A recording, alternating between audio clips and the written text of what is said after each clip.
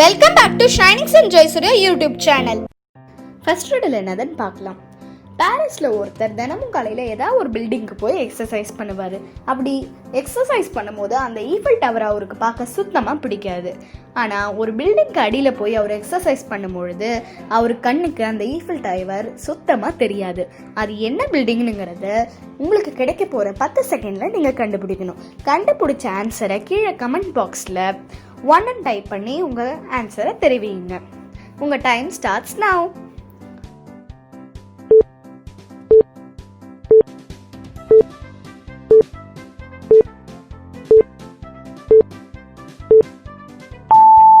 Answer என்னதுன்னா, Eiffel tower அவர் கண்ணுக்கு தெரியக்கூடாதுங்கிறதுனால Eiffel டவருக்கு அடியிலேயே போய் எக்ஸசைஸ் பண்ணுவார். அதனால அந்த டவர் அவர் கண்ணுக்கும் தெரியாது. இப்போ 2வது ரெடலுக்கு போகலாம்.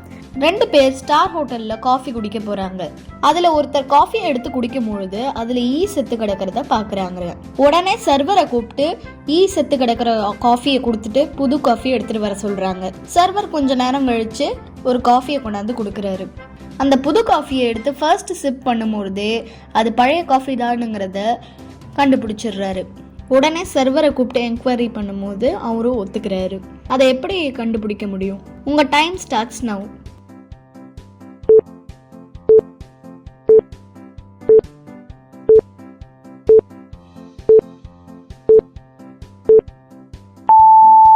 ஆன்சர் என்னதுன்னா, பொதுவாக ஸ்டார் ஹோட்டலில் காஃபியோ டீயோ சுகரை தனியாக வச்சு தான் கொடுப்பாங்க.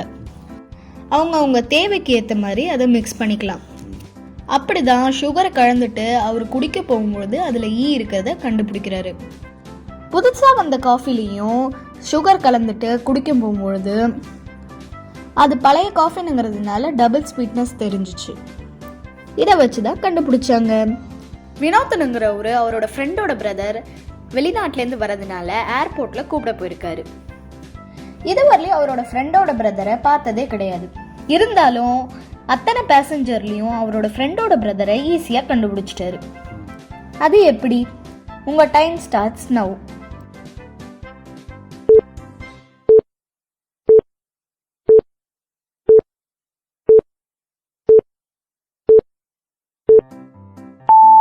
வினோத்தோட ஃப்ரெண்டு அவரோட பிரதரும் ட்வின்ஸ்.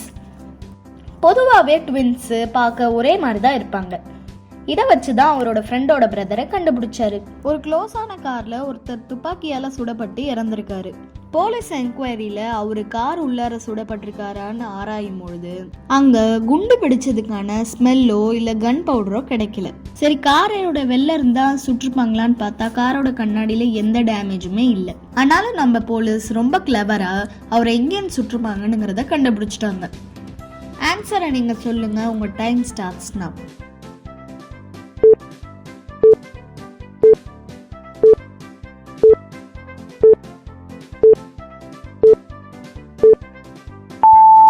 இறந்து கிடந்தவரோட காரு ஸ்கை டாப், அதாவது மேலே திறக்கக்கூடிய வசதி உள்ள காரு. காரோட டாப்ல இருந்து சுடப்பட்டிருப்பாங்கன்னுங்கிறத கண்டுபிடிச்சாங்க. ஒரு பெரிய குகையில ஒரு பூதம் ஒரு புதையில காவல் காத்துக்கிட்டு இருந்துச்சு. அந்த புதையில தேடி போனவர்கிட்ட அந்த பூதம் சொல்லிச்சான், உனக்கு நான் 3 சாவி தரேன்.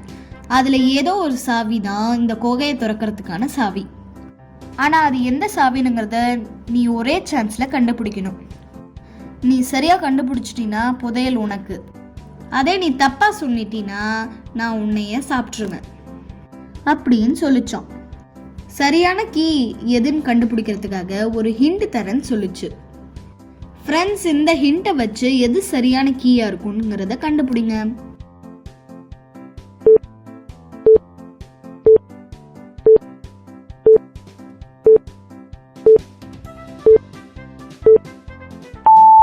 ஆன்சர் என்னதுன்னா, இந்த பூதம் கொடுத்த ஹிண்ட்டை பார்த்தீங்கன்னா த கோல்டன் கீ அந்த வார்த்தை தான் ஜம்பிள் ஆயிருக்கு.